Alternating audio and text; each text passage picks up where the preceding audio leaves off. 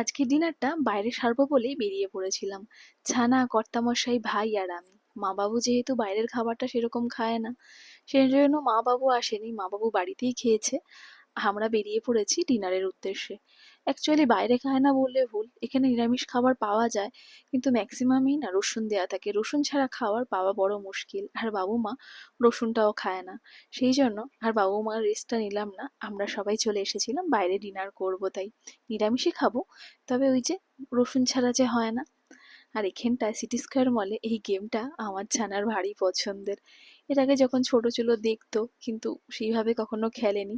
এখন দেখুন, সেই 6 মাসের ছানা 6 বছর কমপ্লিট করে গেছে, বাবার সঙ্গে মন দিয়ে খেলছে। বাবা আর ছেলে মিলে একদম জমিয়ে দেখুন কিভাবে এনজয় করছে খেলাটা। আর ওদের এই এনজয়মেন্ট আমরাও কিন্তু বেশ এনজয় করছিলাম। প্রত্যেকটা ছানাই চায় তার বাবা মায়ের সঙ্গে একটু সময় কাটাতে, কিন্তু কাজের ফাঁকে আমরা দিতে পারি না সেই সময়টা ওকে। তবে চলুন আর না, চলে এসেছি ডিনার টেবিলে। ভাইকে দেয়া হয়েছে সাউথ ইন্ডিয়ান থালি, আমি আর শুভ নিয়েছিলাম বড়া পাও, আর আমার ছানার জন্য শুধুই ধোসা। তবে চলুন ডিনারটা সেরে ফেলি।